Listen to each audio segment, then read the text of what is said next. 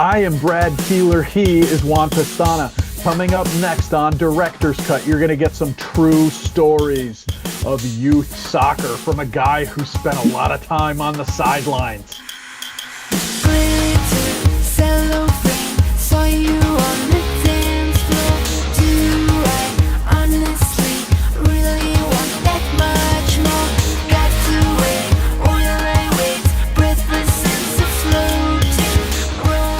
Hello again, everybody, and welcome to another episode of Director's Cut. My name is Brad Keelor. I'm the director of the Geo-Institute, and that is why we call this show Director's Cut. Every single week, except during my break in the summer and maybe a week at the holidays, I sit down with a different GI member who has stories to tell. Some of them are personal, some are professional, but all of them, 100%, are fun. If you don't know anything about the Geo-Institute, after you watch this interview today, find your favorite device, send it over to geoinstitute.org, and there you will find out all kinds of amazing stuff about us, including that we are a technical society with about 12,000 members, most of whom are geotechnical engineers and or geologists, and that we are part of the American Society of Civil Engineers. And if you like what you see today, and we got some good stories for you. You're going to enjoy this. You should click like, subscribe, and get notifications, and we will let you know every time we post something to the YouTube channel. Coming to us this week from Boston, Massachusetts, where he's a senior principal at Geosyntec and professor of practice at Tufts University, it is Juan Pestana. Juan, welcome. Thank you so much for doing this. Absolutely, it's a pleasure. We're going to have a great time. We have 10 questions, the same as we do every week. 2 of those are always the same that we ask everybody, and we start with one of them. Describe your job in 45 seconds. Okay. I will do it slightly different. I will tell you what I focus on. I mean, what most people do is you focus on something, and some of the things you focus on are because you have to or because you want to. And most people describe the ones that they focus on because they have to, and that's what they call it the job. The point that I'm trying to make is that if you're able to combine the things that you want with the things that you have to, and you focus on those, then you don't have a job. Because you're having fun, you're essentially there is no problem with motivation. You are engaged and so forth. So the kind of things that I do is I like to solve problems. I like to teach. I like to. So when you combine those two, and solving problems and teaching. So obviously, in my previous life, I was a professor at Berkeley. Now I'm a consultant for Geosyntec. So obviously, solving problems, you try to do that the best possible way. You want to provide value to the client, and so you want to provide something novel. And one of the things that I notice is that in order to learn and to describe, to find that something novel, you have to learn. And the best way to learn is to teach. I think you guys call it fake it until you make it. So, but yeah, and that's how teaching and research and all that works for me. So that's why I don't feel like I have a job. I just get to focus on some fun stuff. That is amazing. And we're going to get into various aspects of this as we go throughout the interview. You've had a really varied career, and hopefully we can kind of showcase that today. First, though, the reason that gazillions of people watch Director's Cut is for these fun questions we put in here. A couple of weeks ago, I got a little notification in my Yahoo inbox that I have had that account for 30 years, which kind of seems insane at this point, but it's true. I started it up before I started 11th grade. And I looked to see what my oldest email was that I had in there, and I'm guessing some of the really old ones have been automatically deleted. The farthest back I could go was 2004. I have messages from 2004. Juan, I thought I would ask you, what's the oldest email in any of your inboxes? Okay, in the active inboxes, I probably have something as early as 2012. But one of the things that I used to do is I would take the year's email and I would create that, and I would essentially archive those. So I would say if I go into the archives of emails, I can probably go up to 98, 97. Now, obviously, those are archived. They're not available on command. You have to go and search for it. But that has helped me because, every year, at the end of the year, I sort of take all the emails for that year and put it back. Sometimes I keep the current year and the past year because obviously there's things that you have going on for more than 1 year. But it's important to at least one of the things that I find is email is very time consuming and so you have to have a way of keeping under control. And the only way I find that is useful for me is essentially archive older emails. That's impressive. So 98, 97.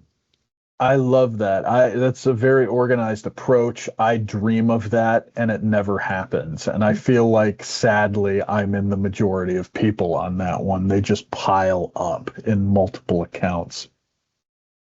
The third question is always the research or practice question. This is your chance to shine.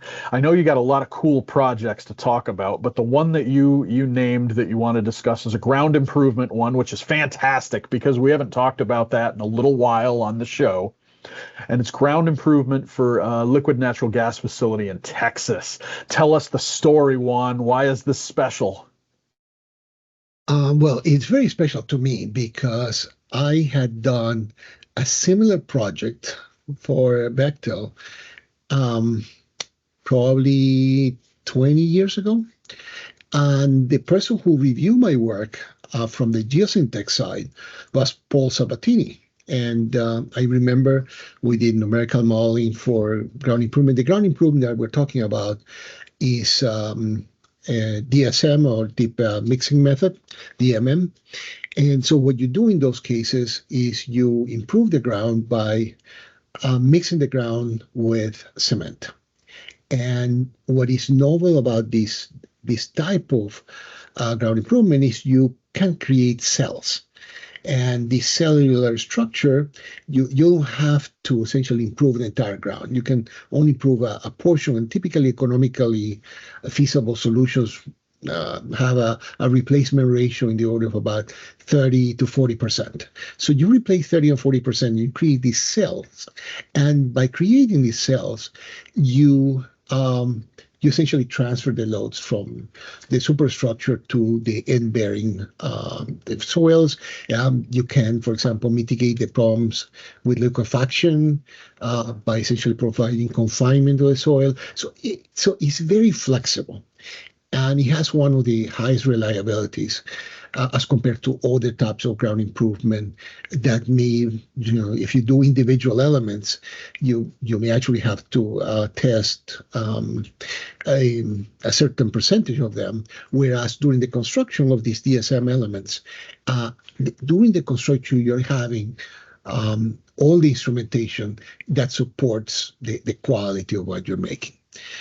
So for me, it has been very rewarding because I was asked by a friend of mine in Bechtel to talk to the company that was awarded the job, the contractor was awarded the job, and essentially they recommended me to be the person who did the design. And that was because of my work that I had done 20 years earlier. So that to me was, that made it very rewarding. It actually made it worth all the extra time that I spent on that previous project. So in this particular project, one of the things that the thing that we have approached it is we try to bring to the project a multitude of novel technologies. Like, for example, one of the things that we did is we actually recommended a site investigation that was made as a construction aid. So it was not necessarily to find out things. We more or less knew what it was there, but as a construction aid to essentially tell us, how deep were going to be the elements, if there were pockets or not. So we did all that.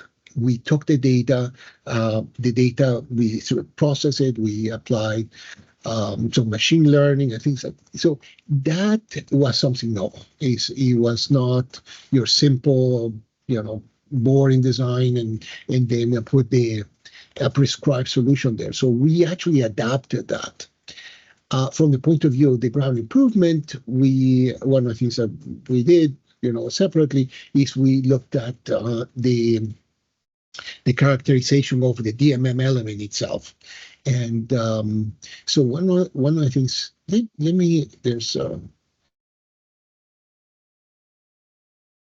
so one of the things that we have done is we have look at the DMM element, and we have improved the way we mold the material. And by doing that, we eliminated a significant part of the over-conservatism in the prediction of performance of the DMM element.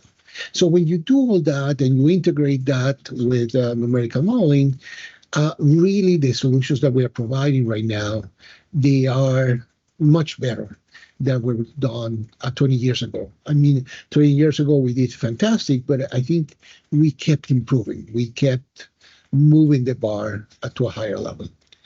And I'm very proud of that. I'm the geotechnical person that signs the design for that ground improvement, and this LNG facility is probably going to be one of the largest ones in the U.S. when it's finished. So you're kind of teeing everything up for later in the interview, because we are going to talk a little bit about numerical modeling there at the end. And as I said, you have very varied experience, so we are going to try to get to everything. So that was a fantastic answer. I like that. We did not mark the 20th anniversary of the landfall of Hurricane Katrina a few weeks ago when it happened.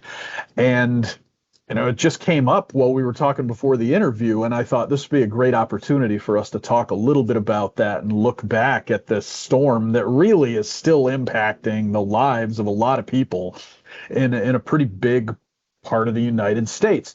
You were on the reconnaissance team that went in after the hurricane. And so I wanted to ask, 20 years is one of those round numbers where it's just a good time to look back and take stock of things. What lessons do you hope the geotechnical community learned from that storm and from the reconnaissance work that you did? That's a fantastic question, because you have to put that learning into a context of the future applications. And one of the things that we have with climate change, and one of the things that we are seeing is that because the climate is changing, we have events that are occurring even at a different rate. The demands that you are having on some of these critical civil infrastructures are going to be higher, much higher than the ones that were designed for.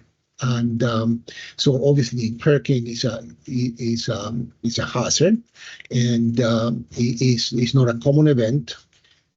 So you prepare for some of that, but of course it could actually surpass what you were expecting.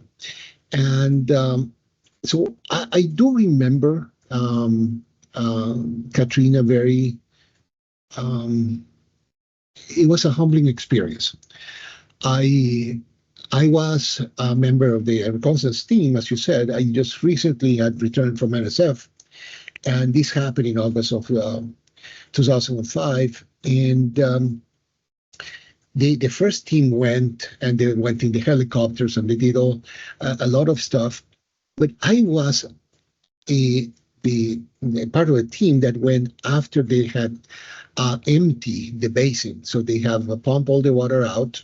So we got there, and we actually walked around. I actually pretty much walk every place that we had these failures.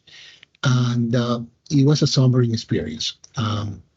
Seeing the houses, the devastation. And I had done reconnaissance for earthquakes, and you see some damage, and the damage seemed to be localized. In Katrina, I walked 20 blocks from the failure of the dike, and there was nothing there. Literally 20 blocks inland, and there was nothing. And that's very sombering. It was a humbling experience. So the first thing that happens is when you go to a place like that, you realize that the people that were doing those facilities, the dikes and the levees, they had limitations. The grounding in that area is soft, so they couldn't build the levee, because building a tall levee will sink. So they did the best they could, which is build a small levee, and they put an eye wall. So they gain height, but by putting very little additional stress on the ground. Well, that seems very logical, if you can see that way.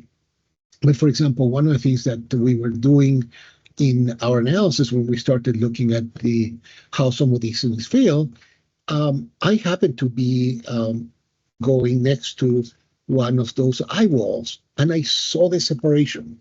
I saw the separation between the dike, the levee, and the eye wall, and the sheet pile that was supporting the eye wall, the concrete eye wall.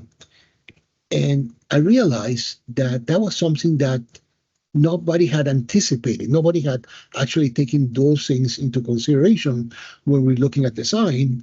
And all that stress, all that pressure on the wall had caused that separation and had decreased the path for the water to get to the other side.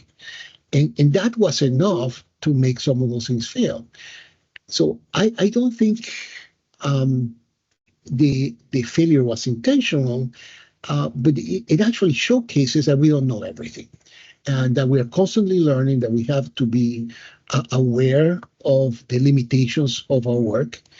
And to me, when doing numerical modeling and seeing how the numerical modeling gave us insight that could happen, and in fact, it did happen. And then we realized that we had no way of modeling it. So, for example, at the time when we did this analysis, we had no separation between the structural elements and soil elements. So we literally had to create the gap ourselves. These days, numerical modeling has the ability to create gaps and things like that. So even the numerics, even the tools did not capture the mechanism of failure. So we essentially give us a glimpse of what was going to happen, but then you have to make an informed decision and model it different, because the tools were not there. So other things that for me were very interesting is, for example, the case of erosion. The materials that you had levees that had water going over them, and they survived. And there were other ones that were completely obliterated. So again, the effect of erosion, the reliability, the fact that you had levees, and the levees is like a chain, and you may have a perfectly beautiful levee here, but if you have a gap, then you have a weakness in the link, in the entire system. And looking at these, distributed systems over long distances, and looking at all those gaps, because those gaps were created by the separation, the different entities that had control over those levees, you realize that it was very difficult. They had an uphill battle to keep everything under control. So those are the few things that I remember learning from that experience. That's fantastic, and thanks for that. And of course, we can link down in the show notes to both I think we can find the gear report, Yes. reconnaissance report, still online for that. And there was an ASCE one as well. We can put those down in the show notes below the window that you're watching this in. Now, Director's Cut is also heavy on the nostalgia. We just went back 20 years. We're going to go back even further now to your time at MIT. And MIT has a little bit of a reputation for being kind of a serious academic institution. I mean, I've heard that it's a pretty good school, and people get degrees they're proud of there. But Juan, what's the most fun you remember having during your years at MIT? Um, as you know, I have to think about it because it's something that didn't come very often. You're absolutely right. I think most of the people that have gone to MIT, they remember MIT as a very intense place. So it's very competitive. It's very demanding, and you, by the fact that you're there, you are demanding on yourself. I do remember very fondly when we had visiting professors, and we had visiting professors for a month to 6 months, and we gone for lunch with some of them, and having the ability to talk to them in a more informal environment. That to me was, it made it more human. You humanize the place. Exercise. So, for example, one of the things I had a lot of fun by going swimming. I won't say have a lot of fun. I would distress myself by go swimming. And as far as fun, probably one of the things that I do remember when I enjoyed, because I was working in the computer, I typically had to work. I had to reverse my work schedule. We work from about 10 o'clock at night and 6 o'clock in the morning. And by 3 o'clock in the morning, you're tired and you go to the student center, you order coffee, and sometimes you go downstairs and you play with the pinball machines. So that you would do that for a few minutes to half an hour, and then you go back and continue working. But yeah, I think the enjoyable part of MIT was I had one of the best offices. I think it went all downhill from there. I had an office in Building 1, just in front of the Charles River in the 3rd floor. So my view was the view of Boston and the Charles River. I never matched that view anywhere. So that's why I say it went all downhill from there as far as offices is concerned. But Boston and Charles River is a fun place. It's a vibrant place. So yeah, those are the things that I remember fondly about my time at MIT. That is fantastic and great use of words there, de-stressing and personalizing, and that's maybe taken the hard edge off for the rest of us who didn't attend there and feel a little intimidated by it too. We ask one more question to every single person when they come on Director's Cut, and that's their story with ASCE and GI. And so it's simple, and it goes like this. How did you first get involved with ASCE and Geo-Institute? I believe I became a student member of ASCE since arriving at MIT, probably within a few months. So I was a student member, and then I got my PE in 97 in California. And you have to understand, when I graduated in Venezuela, I became a professional engineer, so I had my license in 1985, and I became an assistant professor at my university, and again, 1985. And so in 1994, I had graduated from MIT and accepted my position at Berkeley, and 3 years later got my PE. So it took me 12 years to go back to square one, to become a professional engineer, an assistant professor. So I do believe that I was one of the very few professors at Berkeley that had PE. This is at the time where, civil engineering and civil and environmental engineering, they were trying to make some of these departments more scientist oriented rather than professional engineering oriented. I believe that that's a short-sighted view. I think professional engineering is definitely, in my view, the best way to contribute to the profession and to the society. And that's the reason, for example, why I went and got my PE as soon as I could. So since '94, I was, or shortly after, I became a student member and then associate member in '97. So I've been a member ever since.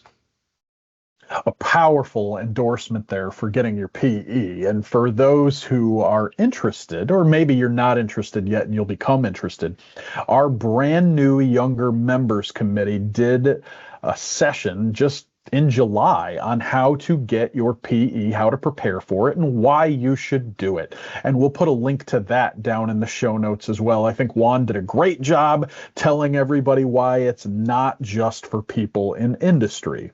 You probably also want to consider it, even if you're planning to have your entire career in academia.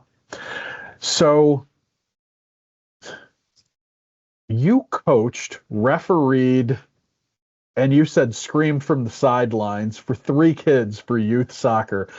I coached my son's basketball team for many years, and it alternates between being really fun, really stressful, really time consuming. Sometimes it's all of those things at once. What was the most rewarding thing for you in being out there with your kids as they played and learned the game? Yeah, I have to admit that one of the things I enjoyed very much was coaching my daughter's soccer team.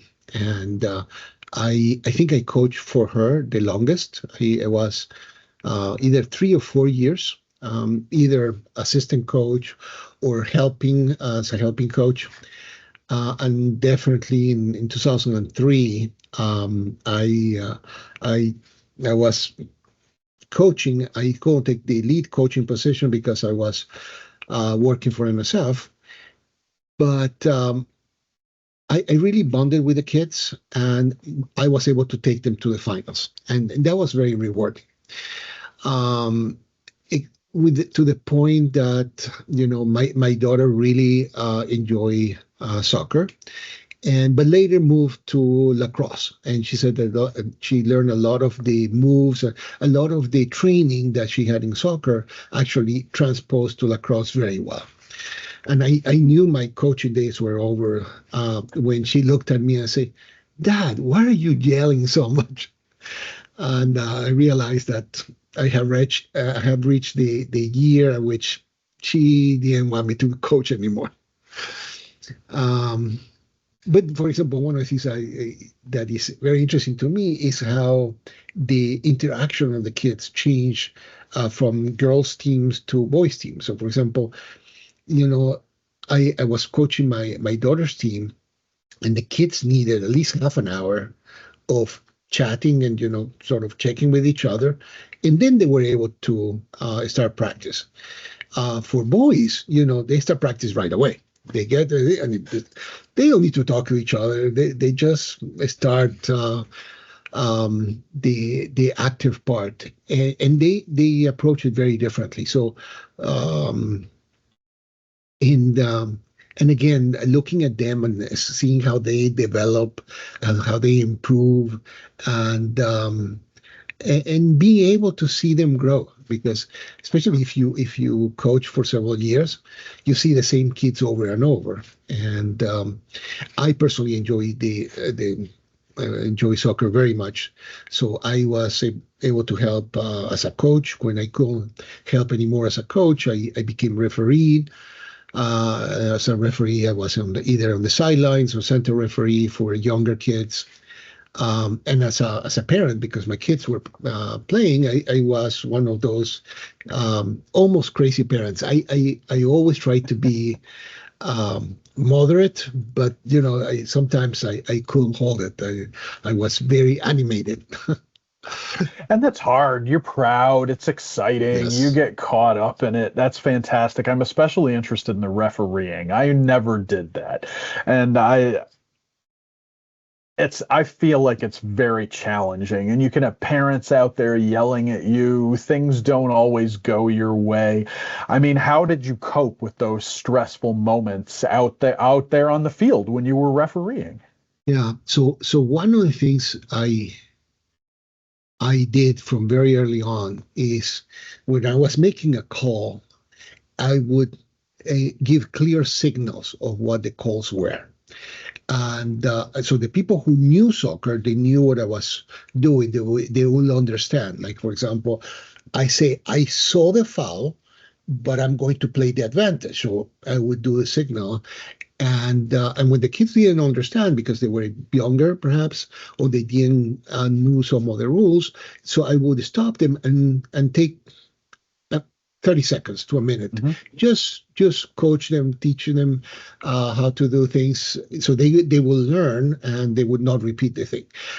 I saw some of my colleagues doing something different. Like, for example, the younger kids, they would say, well, we're not going to follow these rules. I said, well, yeah, but you're already instilling in them some bad habits. By not calling certain things, they will keep doing it until they get to the next year or the 2 years from now, and then at that point you're going to call it, and they're going to say, but I've been doing that for the last 2 years. So it's better to start from very early on to understand the game, and you love the game the way it is. But I can see both sides. I can see both sides.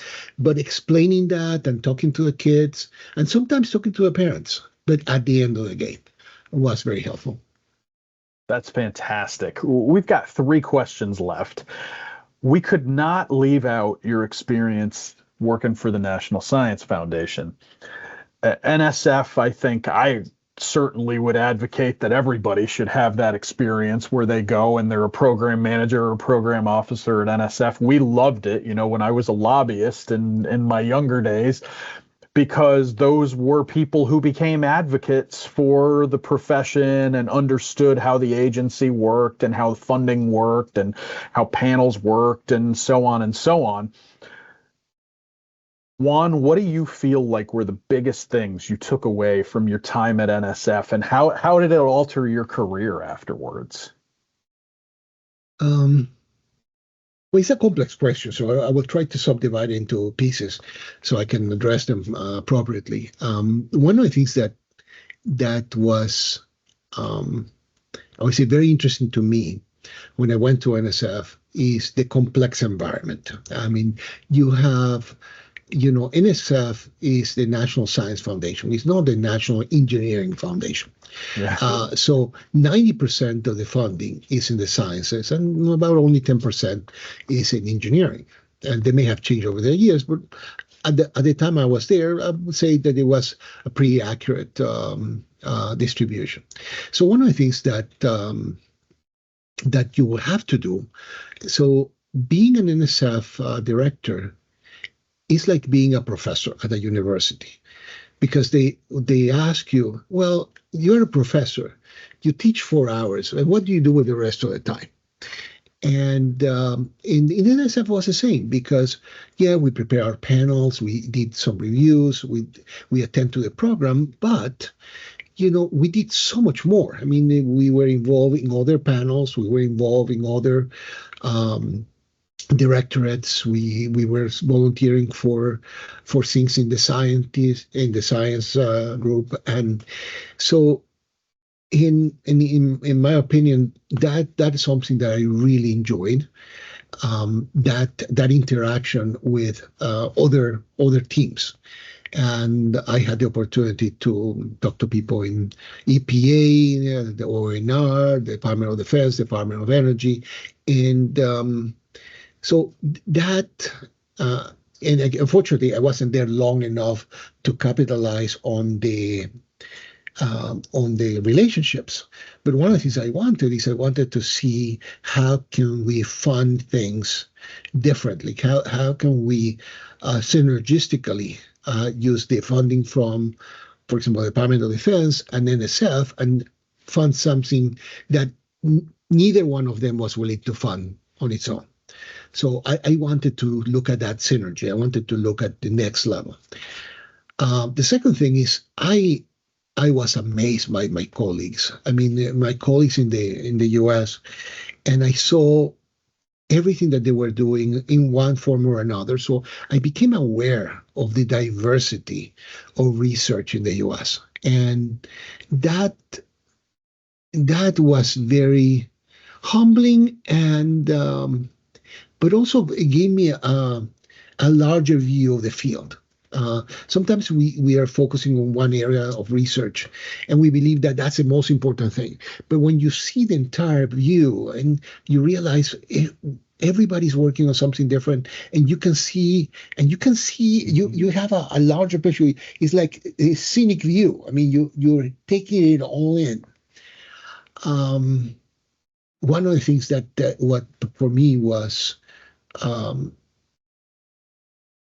incredible experience is in 2004. If you remember, 2004, we had the Sumatra earthquake, and we had tsunami, and that tsunami was one of the most devastating tsunamis, and we were funding research for tsunamis, and people kept asking, well, why do you fund those things? And it so happened that in December of 2004, I was on vacation, and this happened, and I spent nearly my entire vacation on the phone and on the computer funding research for doing reconnaissance of the tsunami in Sumatra. And research saying, look, I'm going with the National Geographic team, and I'm going to do this, and I was trying to, and my job was there to essentially facilitate for those things to happen.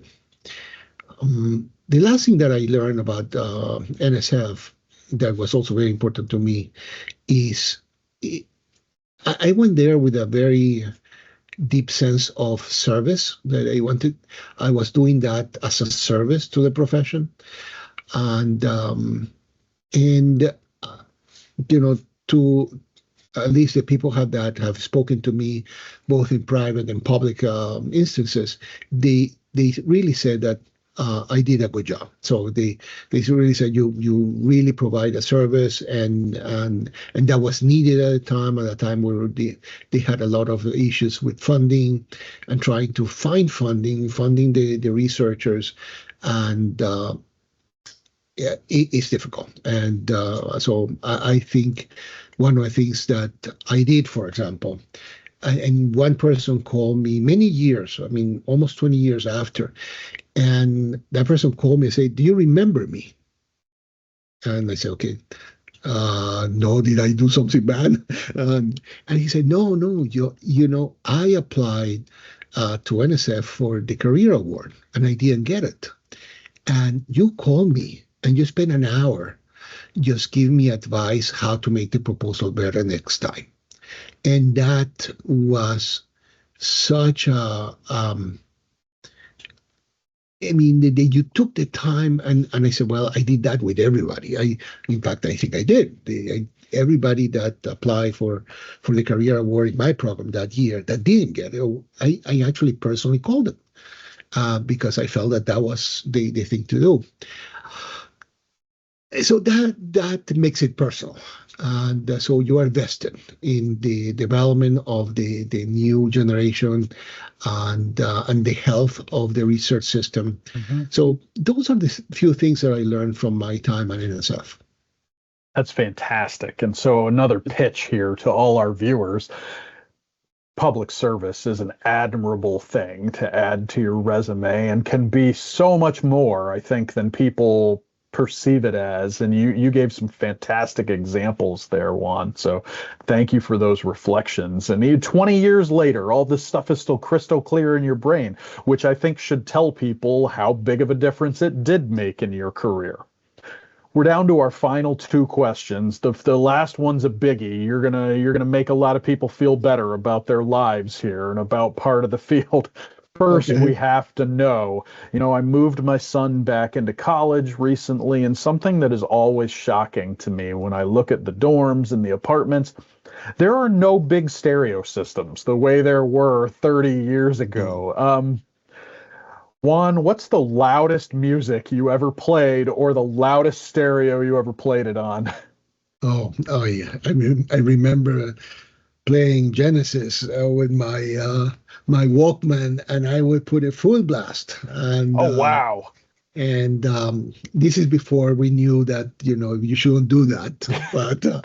But at the time, or even driving, when I had long drives, I would put music, Phil Collins, for example, and you know, I would scream my lungs out. And so, and those were very personal experiences because that's you're typical on your own, Yeah. and the music resonates with you with different.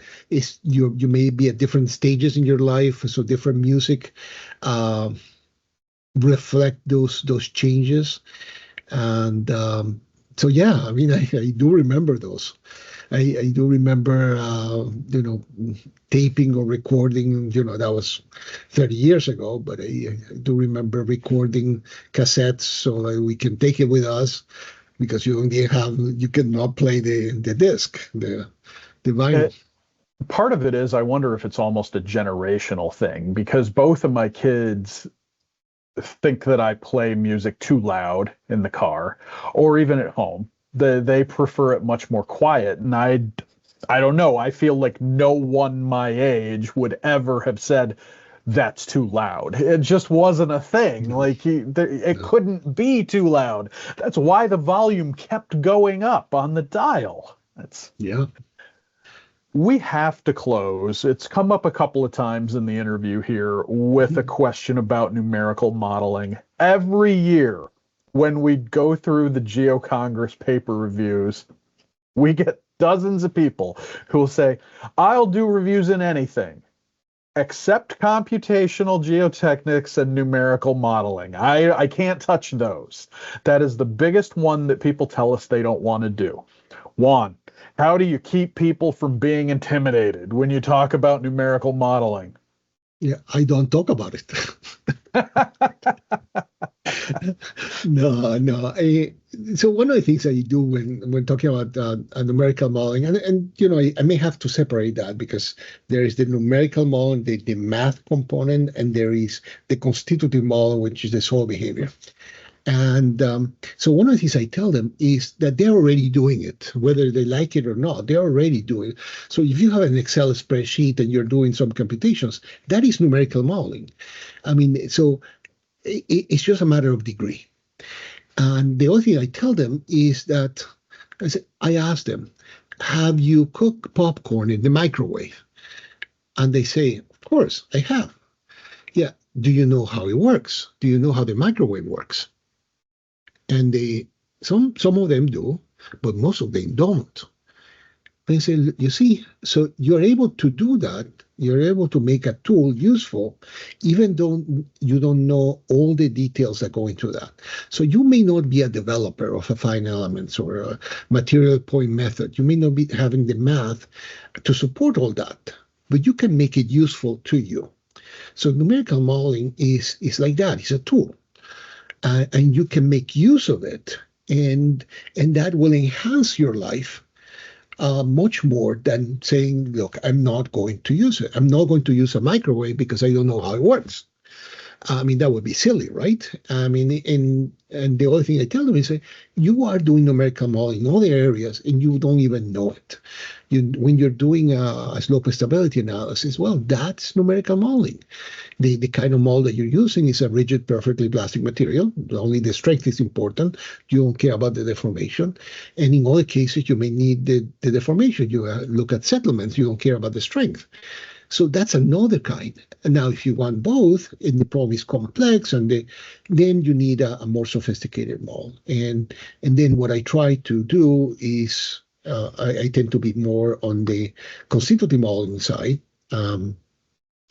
And so some people they call me the soil whisperer, but I talk to soils and no, but the point that I try to make is that look, try to understand how people work. I mean, has it happened to you that you may have an event, you have an accident, and have you seen how some people just after the accident